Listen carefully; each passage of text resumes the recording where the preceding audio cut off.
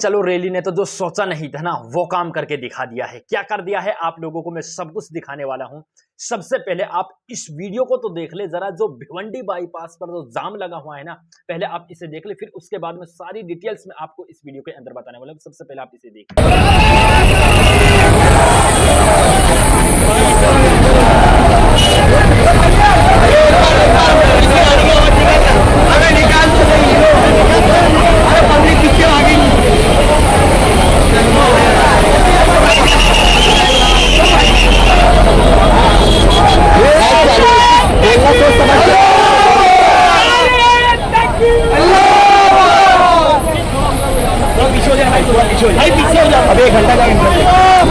दोस्तों, आप लोगों ने यह वीडियो देखा है, जरा ठहरिए, इसके बारे में सब कुछ बताने वाला हूं। कहां पर जाम लग चुका है, मुंबई पहुंचने से पहले ही जाम लग चुका है, अभी वो लिखने भी नहीं मुंबई में, लेकिन उससे पहले जो है रामगिरी है ना, उसका फिर एक बयान आ चुका है। जो इम्तियाज जलील साहब हैं वो तो अपने काफिले को लेकर मुंबई की तरफ रवाना है, लेकिन उसके पहले भी, अब रवाना तो हैं, लेकिन जब इम्तियाज जलील साहब भिवंडी जैसे पहुंचने वाले हैं, भिवंडी पहुंचे हैं, भिवंडी पहुंचते ही रामगिरी का एक बयान और सामने आ चुका है। वो बयान क्या है? रामगिरी ने कहा है, देखिए इस वीडियो को आप छोड़ करके ना जाएं और आगे अपडेट दूंगा कि आखिर क्या माजरा है, ठीक है। रामगिरी ने कहा है कि जो इम्तियाज जलील है ये औरंगाबाद से है, देखिए ये हार चुका है, लेकिन अब ये अपने आप को एक राजनीति में चमकाने के लिए यह सब कुछ काम कर रहा है, अपने आप को राजनीति में ऊंचा लाने के लिए यह काम कर रहा है, सब कुछ पॉलिटिक्स को दिखाने के लिए कर रहा है। लेकिन मेरे दोस्तों, आप लोगों से कहना चाहूंगा, यह कोई इम्तियाज जलील अकेला नहीं कर रहा है।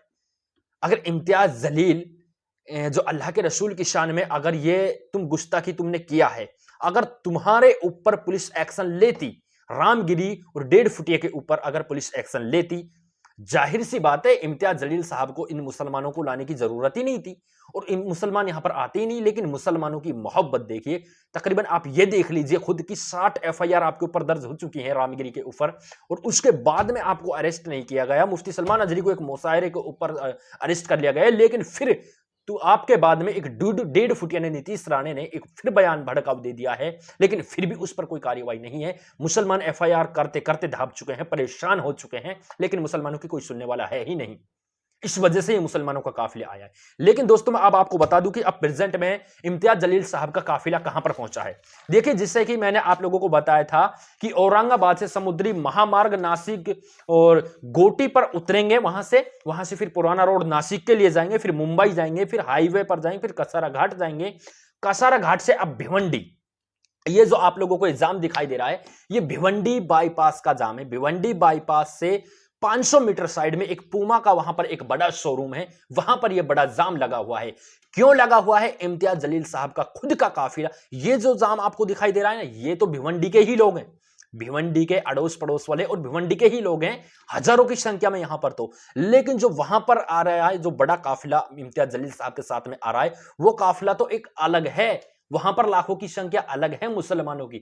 उसे देखकर जब इन हजारों से ही भिवंडी के अंदर पुलिस है जो इनको रस्सा दे रही है कि तुम यहां पर चैन बना लो, चैन बनाकर अपने आप को एक साइड में रखो, वरना तुम मुंबई नहीं पहुंच पाओगे, तो इस वजह से अब हजारों से ही यह मकाम हो रहा है। तो आप सोचिए कि इम्तियाज जलील साहब के साथ में तो लाखों की संख्या में मुसलमान आ रहे हैं, हजारों की संख्या में वहां पर तो गाड़ी आ रही, फिर यहां पर क्या होगा? यहां पर एक एसपी साहब भी आए थे, भिवंडी के एसपी साहब, उन्होंने एक माइक लेकर कहा कि भाई देखिए, आप लोग जो गाड़ी यहां पर लाए हैं, अपनी अपनी गाड़ियों में बैठ जाएं और अपने तरीके से आप चैन बना लें। पुलिस वहां पर रस्से लाई, रस्सों को पूरे जो मुसलमान हैं सड़कों पर हैं, वो जो कि सड़कों पर अपनी लाइनें बनाकर खड़े हुए थे, उनको सबको रस्सा दे दिया, इधर से उधर तक पूरा रस्सा खींच दिया कि भाई प्लीज आप इस रस्से को जो कि थोड़ा परली साइड रहें, क्योंकि आपका जो काफिला है ये मुंबई तक नहीं पहुंच पाएगा। लेकिन दोस्तों, बात आती है कि अभी भी यहां से मुंबई है जो कितनी दूरी पर है। मेरे दोस्तों, मैं आपको बता दूं कि अब भिवंडी से मुंबई, अब जैसे भिवंडी पहुंच रहे हैं तो भिवंडी से सीधा कल्याण पहुंचेंगे, कल्याण से सीधा मंत्रालय। यहां पर अब कुछ भी टाइम नहीं है, क्योंकि थोड़ी देर का बस समय है, भिवंडी से तुरंत सीधा मुंबई के लिए रवाना होने वाले हैं। तो मेरे दोस्तों, मैं आप लोगों से कहना चाहूंगा कि अब इम्तियाज जलील वहां पर पहुंचने के बाद में संविधान की कॉपी सीएम को देने जा रहे हैं, और मैं आप लोगों से कहना चाहूंगा कि आप लोग दुआएं कीजिए, खैर के लिए उनके लिए दुआएं कीजिए कि वहां पर कोई ऐसा माजरा पेश ना, कोई ऐसा मामला पेश ना आए तो यहाँ की हमारे देश को भी वहां पर कोई आर्थिक नुकसान पहुंचे। लेकिन ऐसा कुछ होगा नहीं, हमें उम्मीद है। क्योंकि इम्तियाज जलील साहब अपने बंदों को, अपने मुसलमान भाई को सब पहले से ही ये सिखा कर ले गई थी कि हमें किसी भी तरह का कोई हंगामे नहीं करने हैं, सिर्फ और सिर्फ हमें कानून के जो कि संविधान की कॉपी सीएम को देनी है। उसके बाद में हमें कहना है कि रामगिरी और नीतीश राणे के खिलाफ आप एक्शन लें, उनको आप गिरफ्तार करें, वरना अगर आप इनके ऊपर एक्शन नहीं लेते तो हम सुप्रीम कोर्ट जाएंगे, सुप्रीम कोर्ट अगर सुप्रीम कोर्ट की तरफ से क्या माजरा आता है उसको देखेंगे, वरना फिर हमारे जो बड़े, हमारे उलमा जो हमसे कहेंगे कि तुम्हें यह करना है तो हम वही करने के लिए बिल्कुल तैयार रहेंगे। हम अब तो यहां पर लाखों की संख्या में आए हैं, लेकिन इसके बाद में अगर तुमने कोई एक्शन नहीं लिया, क्योंकि जो सीएम है, सीएम तो ये बोल रहे हैं जो कि महाराष्ट्र के सीएम है कि हम रामगिरी के बाल तक को बांका नहीं होने देंगे, बाल तक पर कोई खरांस नहीं आने देंगे। और उसी के विरोध में, उसी के समर्थन में ये जो टी राजा है उन्होंने भी रैली निकाली है कि हम रामगिरी को गिरफ्तार नहीं होने देंगे। लेकिन यहीं पर मुसलमानों ने रैली निकाली है कि हम रामगिरी को गिरफ्तार करवाएंगे। लेकिन दोस्तों आप यहां पर देखिए कि अगर इम्तियाज जलील साहब और टी राजा सिंह की आमने सामना हो जाता है तो फिर क्या होगा, आप सोच ही सकते हैं।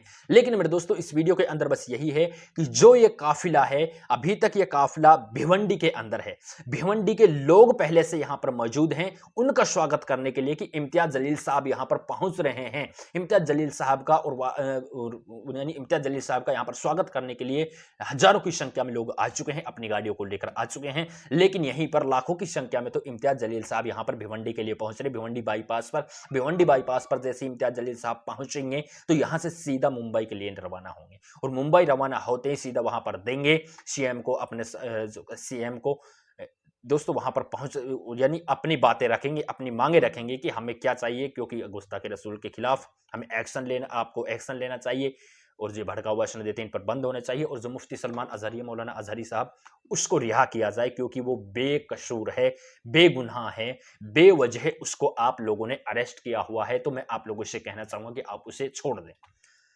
यह मामला लेकर इम्तियाज जलील साहब वहां पर पहुंचे हैं, लेकिन जो ये बातें हैं ना, मेन पॉइंट्स की ही बातें हैं सब कुछ, जो 3 सवाल लेकर इम्तियाज जलील साहब जा रहे हैं। और मेरे दोस्तों मैं आप लोगों से कहना चाहूंगा, अगर आप एक रहे, हम एक रहे, जिस तरह से अब हैं, वक्फ बोर्ड को लेकर हम एक रहे, अब गुस्ताखे रसूल के खिलाफ, देखिए ये मामला थोड़ा जब शांत हो चुका था, इम्तियाज जलील साहब ने ये डेट भी इसलिए बढ़ाई दी क्योंकि 23 सितंबर रख दी थी। इम्तियाज जलील साहब ने पहले 5 दिन का अल्टीमेटम दिया था, 5 दिन के कहा था कि अब 5 दिन तक हम कुछ नहीं कहेंगे, सरकार कार्रवाई करती है तो। लेकिन 60 एफआईआर होने के बावजूद भी रामगिरी के खिलाफ कोई सरकार ने एक्शन नहीं लिया। उसके बाद में इम्तियाज जलील साहब ने कहा कि हम 23 सितंबर को सुबह 6:30 बजे यहां से रैली निकालेंगे।